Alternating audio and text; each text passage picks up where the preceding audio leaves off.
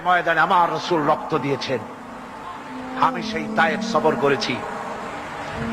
সেই তায়েফ, আমি তায়েফের ইতিহাস হাদিসে পড়েছি, চোখে দেখি নাই। তায়েফের চিত্র নিজের চোখে দেখে প্রাণ করে কেঁদেছি, যেখানে রাসূলের রক্ত পড়েছে। 3টি জায়গায় রাসূলের রক্ত পড়েছে। সবচেয়ে বেশি রক্ত পড়েছিল যে জায়গাটিতে, সেই জায়গায় প্রাণ ভরে কেঁদেছি। আমার স্ত্রী আমার সাথে ছিলেন। আমি তায়েফে গিয়ে লোকেরা আমাকে যখন বলল বিশ্রাম নিতে, আমি বললাম না, বিশ্রাম করব না, আগে আমারে নিয়ে যাও।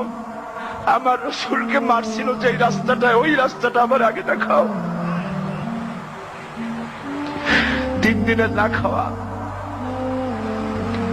রাস্তার 2 দিকে কাফেরেরা দাঁড়ানো, চতুর্দিক থেকে পাথর মারা শুরু করে দিল। আহারে, এমন সুন্দর চেহারার মানুষ দেখে কেমনে মারল তারা। হুজুর পড়ে গেলেন, ওরা কাফেরেরা এসে জোর করে ধাক্কা মেরে হাঁটালো।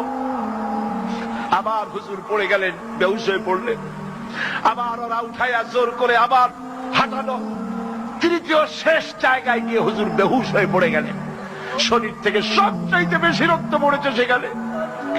আমি লম্বা সেজদায় পড়ে এত কান্না কাঁদছি, আরে আমার নবীজির রক্ত পড়েছে এই মাটিতে।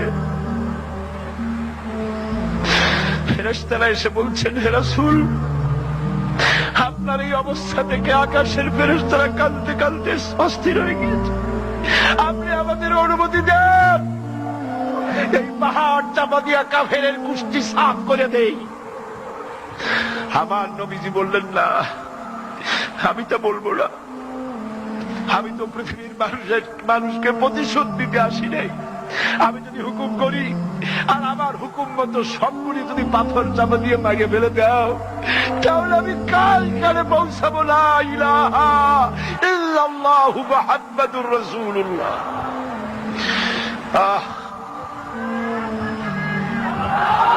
রাসূল করিম সাল্লাল্লাহু আলাইহি ওয়াসাল্লাম উঠে বসেছেন, সঙ্গে যায়েদ, রক্তাক্ত শরীর।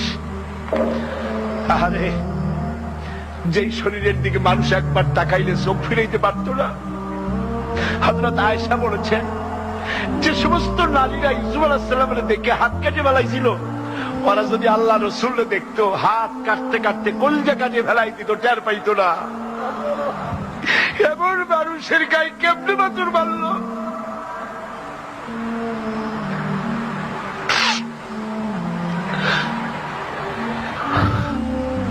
রাসূল করিম সাল্লাল্লাহু আলাইহি ওয়াসাল্লাম বসে আছেন, শরীর থেকে রক্ত ঝরছে। বুখারী শরীফে এসেছে, আত্তাস নামক এক যুবক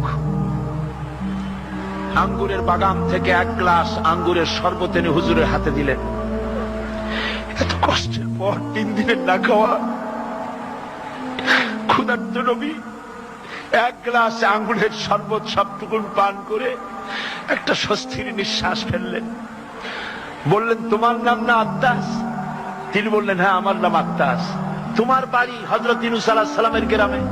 বললেন যে হ্যাঁ, আমার বাড়ি ইউনূস আলাইহিস সালামের গ্রামে। যুবক জিজ্ঞেস করলেন, হুজুর, আপনি কি করে বুঝলেন আমার নাম আত্তাস আর আমার বাড়ি ইউনূস আলাইহিস সালামের গ্রামে? আপনি জানলেন কি করে? হুজুর বললেন, আমিও নবী, ইউনূস আলাইহিস সালামও নবী। এক নবীর খবর আর এক নবীর কাছে থাকে। রাসূল গায়ের রক্তগুলি ধুইয়ে 2খানা হাত আল্লাহর দরবারে তুললেন। আজকে দুনিয়ায় কেউ নাই হুজুরের, খাদিজা নাই, আবু তালেবও নাই। রাসূল একা। সাহাবীরা দিনের বেলায় কাফেরদের ভয়তে হুজুরের সঙ্গে দেখা করতে পারে না।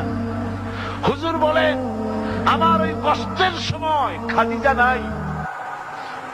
ওই সব পাথরগুলি আমি আজও চিনি, যে পাথরগুলি আমি যাওয়ার সময় রাস্তায় পাথরগুলি আমাকে বলেছে, আসসালামু আলাইকা ইয়া রাসূলুল্লাহ। পাথরগুলি আমাকে সালাম করেছে। আল্লাহ পাক আমাকে সান্ত্বনা দিয়ে বলেছেন, ইয়া আইয়ুহান নবী হাসবুকাল্লাহ। ও নবী, কোন চিন্তার কারণ নাই, আমি আল্লাহ তোমার জন্য যথেষ্ট।